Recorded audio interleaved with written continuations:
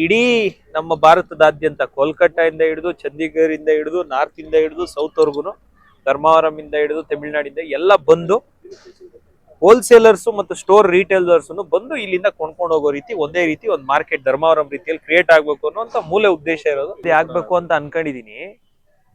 ಇದ್ರ ಬಗ್ಗೆ ಆಲ್ರೆಡಿ ನೇಕಾರರ ಜೊತೆನೂ ಮಾತಾಡಿದೀವಿ. ನಾವು ಬರೋಂಥವ್ರಿಗೆ ಉತ್ತಮ ಗುಣಮಟ್ಟದ ಉತ್ತಮ ಕೌಶಲ್ಯ ಹೊಂದಿರುವಂತ ಸೀರೆಗಳನ್ನ ಕೊಡ್ಬೇಕು.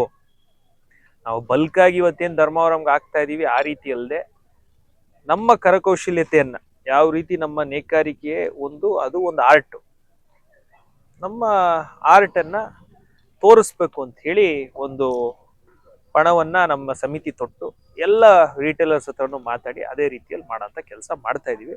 ಮುಂದಕ್ಕೆ ಇದೇ ರೀತಿಯಲ್ಲಿ ನಮ್ಮ ಆಸೆ ಕೊನೆಗೆ ನನಗಿರೋವಂಥದ್ದು ಇದೇ ರೀತಿ 60 ಅಲ್ಲ, ಒಂದು 160 ಸ್ಟಾಲ್ಗಳು ಕುರುಬಳ್ಳಿಯಲ್ಲಿರುವಂಥ 2 ಎಕರೆ ಜಾಗದಲ್ಲಿ ವಿತ್ AC ಒಂದು ದೊಡ್ಡ ಮಾಲ್ ರೀತಿಯಲ್ಲಿ.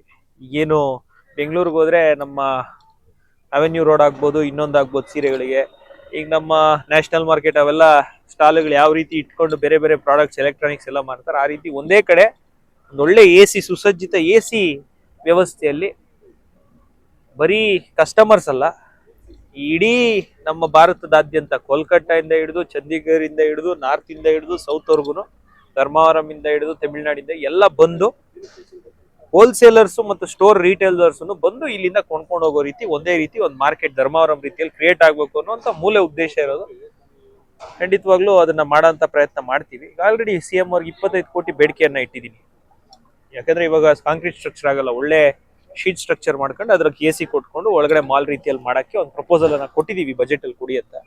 ಕೊಡ್ತಾರ ನೋಡ್ಬೇಕು, ಕೊಟ್ಟಿಲ್ಲ ಅಂದ್ರೆ ಮುಂದಕ್ಕೆ ಸರ್ಕಾರ ಬಂದಾಗಾದ್ರೂ ಅದನ್ನ ಮಾಡೋಂಥ ಪ್ರಯತ್ನ ಮಾಡ್ತೀವಿ.